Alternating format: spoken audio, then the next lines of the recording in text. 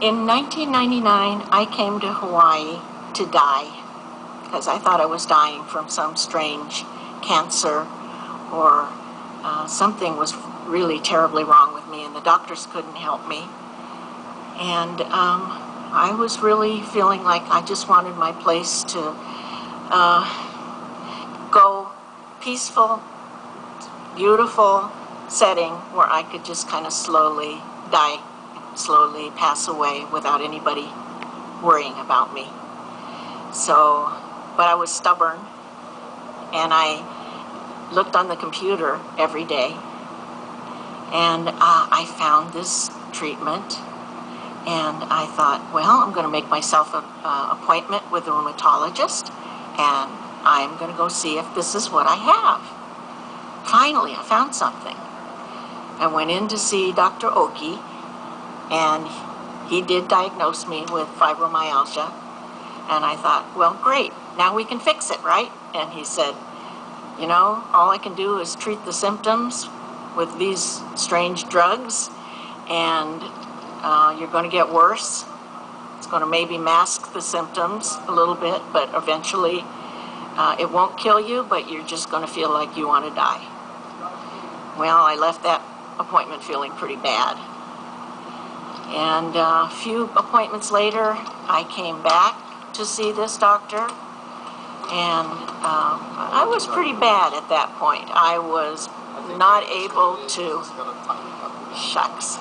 I was not able to function in my brain. I had such bad brain fog. Sometimes I would walk down the hall and not know where I was, and look around, and I would get kind of anxious, and I'd have to stop and breathe and tell myself, you're going to remember. You just kind of have to count and relax and let the memories come back.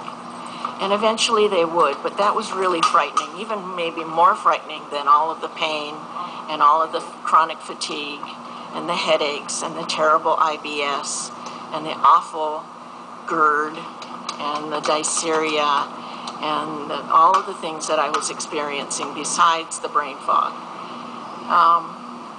So I finally went back to see Dr.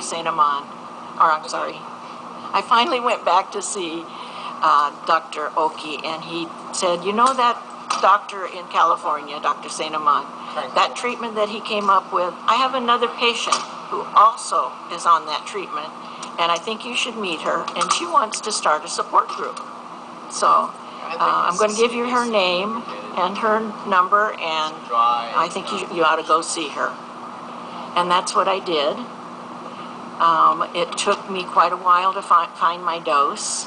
We met, by the way, and we started the support group, and it's, you know, it was interesting getting started. We kind of helped each other. I had to keep going up and up and up on my dose. I'm a very high dose person. But suddenly I hit this dose where the pain, the fog disappeared. The pain in my toes disappeared. The stabbing, sharp knife blade in my shoulder blade totally disappeared. It was like a miracle. And suddenly I had energy. So I thought, maybe it's time for me to learn how to map. We don't have any mappers here in Oahu. And maybe I can do something to pay this forward. So that's what I did. I slowly gained my health and slowly learned how to do mappings. And now I'm training other people how to map. I was in a choir that I probably went to chorus. Each week I probably saved up all of my energy, maybe stood on the risers 15 minutes total for the night. Usually I laid down. Usually I either sat or laid down on the riser. Because my brain fog was so bad, they really didn't trust me even to get to any of the performances. They thought I was kind of a goofball. And then suddenly I was able to learn the music, able to get to the performances. Then they learned that I actually knew what I was doing, I ended up becoming the director of that chorus because I was healthy again. And I directed the chorus for 7 years. Again, because I got my health back with guaifenesin, and went through so many good things because of guaifenesin. I met the man of my dreams because I was healthy enough to do that here in Hawaii. And I owe this treatment my life, and I'm wanting to pay it forward. That's why I do the mappings. That's why I'm training other people to map.